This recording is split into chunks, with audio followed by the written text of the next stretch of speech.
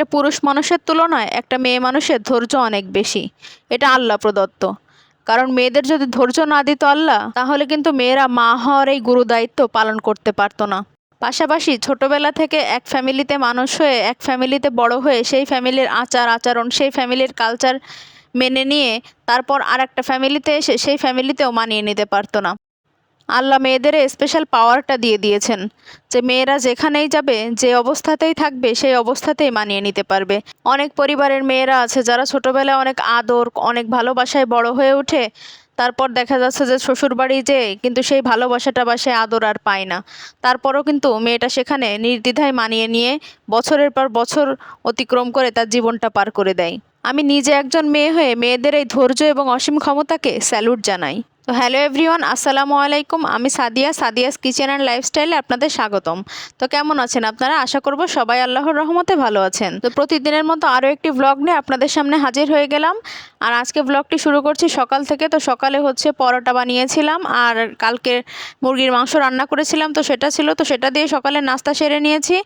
আর তারপর হচ্ছে আমার মেয়ে কানে ব্যথা হয়েছে, মানে ওর হচ্ছে কানে সোনার কানের দুল ছাড়া অন্য কোনো কেনা কানের দুল কানে দিলে কানের পাতাটা ফুলে যায়। তো সেটাই হয়েছে। ও হচ্ছে কালকে একটু কিনা কানের দুল কানে পড়েছিল, রাত্রে মনে হয় ওটাই পরে শুয়েছে। আমি অত খেয়াল করিনি। তারপর সকালবেলায় দেখি যে কানের পাতাটা ফুলে গেছে। তো এখন আবার সোনার কানের দুল পরিয়ে দিলাম। পরিয়ে তারপর হচ্ছে কানে ব্যথা হয়েছে দেখে একটু রসুন আর সরিষার তেল গরম করে তারপর হচ্ছে কানে দিয়ে দিয়েছি। আমরা ছোটোবেলায় দেখেছি আমার মা হচ্ছে এরকমই করতো। কানে ব্যথা হলে রসুন সরিষার তেল হচ্ছে গরম করে ওটা হচ্ছে কানে দিয়ে দিলে 2-3 বার দিয়ে দিলেই কিন্তু ব্যথাটা সেরে যেত। আর তারপর বলছিল যে কেক খাবে, তো বাসায় কলা ছিল, তো ভাবলাম যে কলা দিয়ে কেক বানিয়ে দিই। তো এখানে 4টা পাকা কলা নিয়েছি, আর হচ্ছে ডিম সামান্য একটুখানি লবণ আর চিনি আমি ব্লেন্ড করে নিয়েছি। ব্লেন্ড করে নিয়ে তারপর ডিমের ভিতর মানে মিশ্রণটাতে একটুখানি ভ্যানিলা এসেন্স আর হচ্ছে সয়াবিন তেল দিয়েছি। আর এখন কলা দিয়ে দিলাম, দিয়ে ভালো করে মিক্স করে নিলাম। মিক্স করে নিয়ে তারপর হচ্ছে এই 3 টেবিল চামচ ময়দা এবং 1 চা চামচের মতো বেকিং পাউডার দিয়ে আর একটুখানি মিক্স করে নিচ্ছি।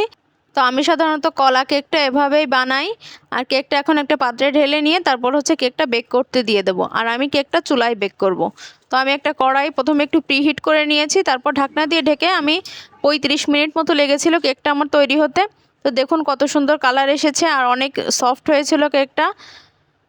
তো এখন বাচ্চাদের কেকটা বললাম যে তোমরা 2 ভাই বোন মিলে কেকটা কাটো, কেটে তারপরে হচ্ছে খাও। সেটা নিয়েও কিন্তু ঝগড়াঝাটি লাগিয়ে দিয়েছে 2 ভাই বোন মিলে। মানে আমার মেয়ে হচ্ছে কেটে ওর মুখে দিচ্ছে না এরকম করছে, আর ও হচ্ছে রেগে যাচ্ছে আমার ছেলে।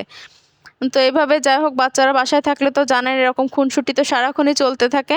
আর আমার ছেলে মেয়ে দুইজনই এরকম সারাক্ষণ খুনসুটি করে, সারাক্ষণ এরকম মারামারি করতে থাকে। আবার দেখা যাচ্ছে দুইজন দুইজনকে ছাড়া কিন্তু কিছুই বোঝে না। আর এদিকে হচ্ছে দুপুরবেলা একদম চারিদিকে অন্ধকার হয়ে ঝড় উঠেছে, আর প্রচুর বৃষ্টিও হয়েছে আমাদের যশোরে। তো আপনাদের এলাকায় বৃষ্টি হয়েছে কিনা অবশ্যই কিন্তু আমাকে কমেন্টে জানাবেন। তো চারিদিকটা একদম অন্ধকার হয়ে গেছিলো। তারপর হচ্ছে আমি দুপুরে রান্না করতে চলে আসলাম। তো এখন প্রায় 12:30 মতো বেজে গেছে। আজকে কাজের বুয়া আসছে দেরি করে, এজন্য আমার রান্না করতে অনেকটা লেট হয়ে গেছে।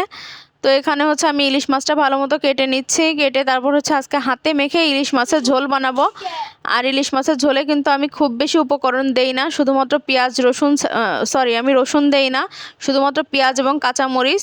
এই ছাড়া কিন্তু আমি ইলিশ মাছের ঝোলে আর কিছুই দেই না। আর ইলিশ মাছের ঝোলে আমার মনে হয় খুব বেশি মশলা দিলে ইলিশ মাছের ঘ্রাণটাই নষ্ট হয়ে যায়। তো আমি এখানে কিছু কুচি করা পেঁয়াজ দিয়েছি, আর পেঁয়াজ আর কাঁচামরিচটা বেটেও দিয়েছি খানিকটা। দিয়ে এখানে একটু হলুদ দিয়েছি আর লবণ দিয়েছি, সরিষার তেল দিয়েছি আর সামান্য একটু জিরা গুঁড়া দিয়েছি। তো জিরা গুঁড়াটা আসলে অপশনাল, দিলেও হয় না দিলেও হয়, আমি সামান্য একটু দিয়েছি। আর এখানে একটু পানি দিয়ে আমি এখন চুলায় বসিয়ে দিলাম। তো এভাবে হাতে মেখে ইলিশ মাছের ঝোলটা কিন্তু আপনারা খেয়ে দেখতে পারেন, একদম অথেন্টিক স্বাদ আসে। যে ইলিশ মাছের একদম একটা পিওর যে স্বাদটা, সেই স্বাদটাই কিন্তু আপনারা পাবেন।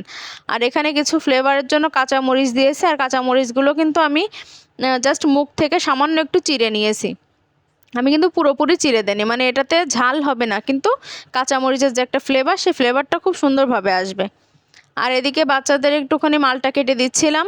তো আমার ছেলে আবার মানে মালটা এভাবে কাটা মালটা খেতে পারে না, এজন্য ওকে জুস করে দিয়েছি। আর এই যে এদিকে এসে দেখি এখানেও ঝগড়াঝাটি লাগিয়ে দিয়েছে 2 ভাই বোন। তো যাই হোক, এখন হচ্ছে ওদের মালটা খেতে দিয়ে দিলাম। মানে দুই ভাই বোন যেখানেই থাকবে, যদি আমি না থাকি, যে দেখবো যে ওখানে মারামারি শুরু হয়ে গেছে। তো এই একটা অবস্থা। তো এই তো এখানে ইলিশ মাছের ঝোলটাও কিন্তু আমার রেডি। তো দর্শক, এই ছিল আজকে দুপুরের রান্না বাড়া। তো সবাই ভালো থাকবেন আর সুস্থ থাকবেন, সাবধানে থাকবেন, আমাদের জন্য দোয়া করবেন। আপনাদের জন্য কিন্তু মন থেকে অনেক দোয়া ও ভালোবাসা রইলো। আল্লাহ হাফেজ।